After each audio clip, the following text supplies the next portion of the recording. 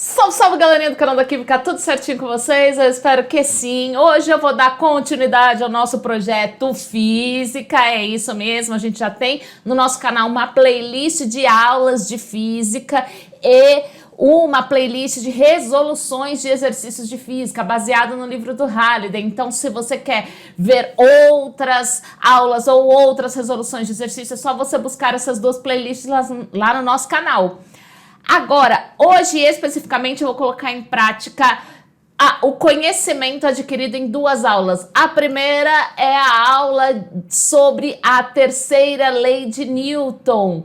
E também a aula em que eu ensino a como calcular a força em um plano inclinado sem atrito. Então, hoje eu vou resolver um exercício onde a gente vai precisar do conhecimento das duas aulas. Então, se você sentir dificuldade no vídeo de hoje, assista a essas duas aulas para que você consiga entender melhor a resolução do exercício de hoje. Combinadinho, gente? Então, presta atenção na resolução do exercício. Bom, pessoal, para a gente entender então um pouquinho melhor aí o que é a força de tração, então eu coloquei esse exemplo aqui para vocês. Então veja, ó, na figura, a massa do bloco, então esse bloquinho aqui, ó, ele possui uma massa de 8,5 quilos e o ângulo formado aqui, ó, esse θ, aqui, ó, esse θ, ele é igual a 30 graus, beleza. Aí, o que ele pede para você determinar? A tração da corda, a força normal que age sobre o bloco e o módulo da aceleração se a corda fosse cortada. Primeiro de tudo, quando ele está aqui, ó, essa parede, eu coloquei aqui, ela está num plano inclinado. Então, se eu tivesse uma caixa que o atrito não fosse o suficiente para segurar essa caixa, ela está num plano inclinado, qual a tendência dessa caixa? Descer nesse plano inclinado, certo? Muito bem, só que aqui eu coloquei essa corda aqui segurando. Então, eu tenho um muro, tá segurando aqui essa corda, tá segurando aqui, esse muro aqui tá conseguindo segurar essa corda. Mas, gente, e tá segurando. Se tá segurando, o que acontece? Ela está parada. Esse conceito é muito importante. Por quê? Se ele tá parado, significa que a aceleração é igual a zero, certo? Metros por segundo ao quadrado. Tá parado, eu não tenho aceleração, tá parado. Aliás, se tá parado, não tem nem velocidade, né? O que acontece? Se ele tá parado, gente, não tá se movimentando nem para baixo, nem para cima, certo? Então, a aceleração é zero. Se a aceleração é zero, gente, lembra lá, segunda lei de Newton. Olha, aqui a gente já tá começando a aplicar as leis de Newton, tá? Então, entra aqui em aplicações da lei de Newton. Então, força resultante é igual a massa vezes aceleração. Se eu tenho uma aceleração zero, o que significa? Significa que, independente da massa aqui, eu vou ter o quê? Uma, que pode ser 2, 3, 4, se ela tá parada e não tem aceleração, a minha força resultante, né? Então, algumas coisas que a gente consegue tirar daqui, ela é zero. Por quê? Qualquer coisa que massa pode ser 1 quilo, 2 quilos, 3 quilos, 4 quilos, seja qual for a massa dele, a força resultante vai ser igual a zero, porque qualquer coisa vezes zero é zero. Então, aqui eu vou ter uma força resultante igual a zero. Por quê? Porque ela está parada. Tanto que na letra C ele pede, ó, o módulo da aceleração do bloco se a corda for cortada. Se eu passar uma tesoura aqui nessa corda, aí sim ele vem para baixo. Aí sim eu consigo calcular a aceleração. Agora, enquanto essa corda não for cortada, ele está paradinho. Esse é o primeiro conceito que a gente tem que entender. Daí, vamos lá. Eu tenho uma força resultante que é igual a zero, beleza. Só que, gente, vamos entender tudo que está acontecendo antes da gente começar a calcular. Sempre que você tem um plano inclinado, lembra? Então, aqui, ó, é x, que eu considero meu eixo x, veja. Aqui, meu eixo y, tá num plano inclinado. Lembra que eu sempre tenho que traçar o quê? Uma paralela. Por que essa paralela? Se você colocar aqui, isso aqui tá errado. Por quê? Porque aí o ângulo de 90 vai para outro lugar ali, você calcula tudo errado. Tá? Então, vou até apagar aqui, ó. Então, você não pode usar isso aqui como referência, apesar dali ser o solo. Então, sempre tem que traçar paralela aqui ao eixo X, para que você consiga determinar esse triângulo retângulo. Lembra, o que é P aqui é a força gravitacional, que é a força peso. Então, eu tenho a força peso, lembra que a força peso é sempre para baixo. A força normal tá aqui, porque a força normal ela é sempre perpendicular a superfície. A superfície aqui é o eixo X, então essa força normal está perpendicular. O ângulo aqui, ó, é de 30 graus que o problema está me dando. Lembrando que por semelhança de triângulo, esse ângulo é sempre igual a esse, né? Então, o ângulo que é dado aqui em relação à superfície é sempre igual a esse ângulo formado entre P e PY. Lembra o que é PY? PY é o que? A projeção aqui, ó, da força normal. Então, aqui, PY é igual a força normal. Eu vou chamar força normal de N e força-peso de P, tá? Para não ficar um monte de letrinhas aqui. O que acontece, gente? A força-peso que está aqui, como ela está com uma angulação em relação ao eixo X e ao eixo Y, né? Então, aqui, ó, eixo X e o eixo Y, como ela tem uma angulação, o que acontece?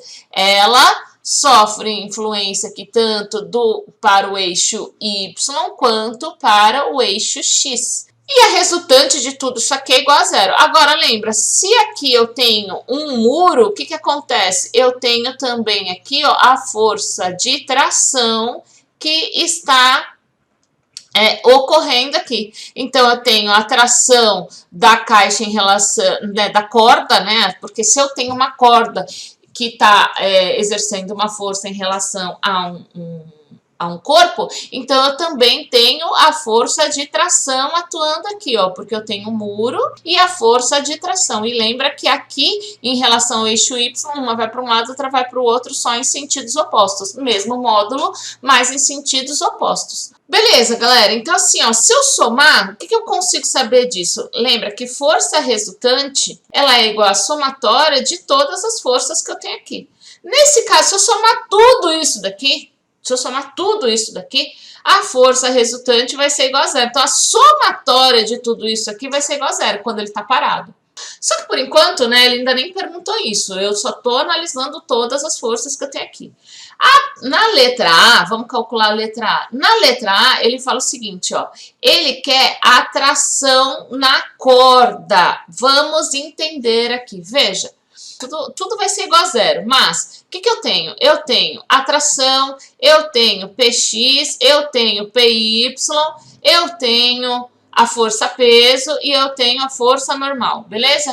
Bom, a força-peso, na verdade, ó, ela é considerada aqui PX e PY.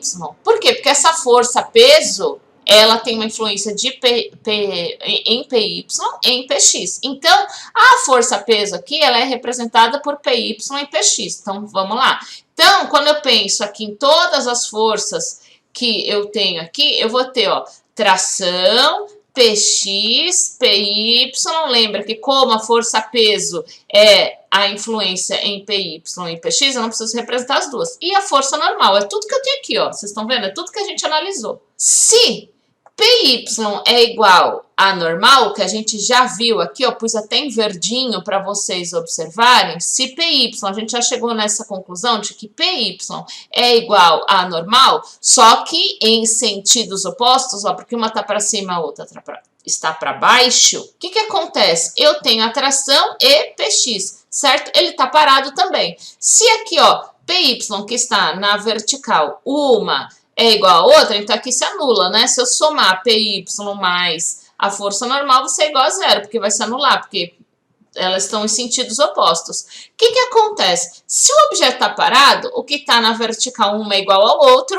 e o que está na horizontal, se o objeto está parado, também tem que ser uma igual ao outro. Então, aqui, o que eu vou considerar? Que PX vai ser igual à força de tração, porque o objeto está parado, né, gente? Ó, então, vamos lá. Então, se na vertical eles estão em sentidos opostos e está parado, isso quer dizer que é igual para cima e para baixo. Se na horizontal aqui, né, tudo bem que está no plano inclinado, mas vamos considerar que o eixo X está aqui. Se o objeto está parado, aqui está para cima tem que ser igual ao que está para baixo, porque o objeto está parado, tem equilíbrio, né? Então, o que eu considero? Eu considero que PX vai ser igual a tração. Tá? Então, do mesmo jeito que PY é igual a normal. Então, tá. Então, se eu quero calcular a tração, eu já sei que PX aqui vai ser igual a tração. A única coisa que eu tenho aqui é massa e ângulo. Se eu tenho massa e ângulo, eu consigo calcular, inclusive, a força-peso e consigo calcular tanto o PY quanto o PX, certo? Porque eu tenho massa, consigo calcular a força-peso aqui, né? E tenho PX e PY. Então, vamos lá. Se eu sei que PX é igual a tração, então... Porque a tração, gente, eu tenho que tirar de algum lugar. A única coisa que eu sei é que PX é igual a tração. Então, se eu calcular PX aqui, ó, eu consigo calcular a tração. É igual a questão da força normal. Se eu consigo calcular PY, eu consigo calcular a força normal, porque uma é igual a outra. Em plano inclinado, né? Então, vamos lá. Eu preciso calcular PX. O que eu tenho aqui, ó? Veja, eu vou só projetar esse triângulo retângulo aqui mais para baixo. Então, ó, o que eu tenho aqui? Eu tenho um triângulo retângulo, onde eu tenho aqui, ó, o ângulo de 90 graus. Aqui, PY. Aqui, PX. Certo? Agora, lembra, se PX está na parte de cima, eu posso projetar, pela lei lá do paralelogramo, posso projetar isso aqui para baixo. Então, esse PX que está aqui é igual ao PX que está aqui embaixo. Aqui é o ângulo de 30 graus. Aqui, ó, como é sempre para baixo, eu tenho a força-peso. Veja, eu consigo calcular a força-peso. Eu tenho PX, tenho P, eu consigo, se eu tiver o P aqui, tenho esse ângulo, eu consigo calcular PY e PX. Seno de um ângulo é igual a cateto oposto sobre hipotenusa. Cosseno de um ângulo é igual a cateto adjacente sobre a hipotenusa. O que eu quero calcular? Eu quero calcular a tração. A tração é igual a PX. O PX em relação a 30 graus, que é cateto oposto, não é?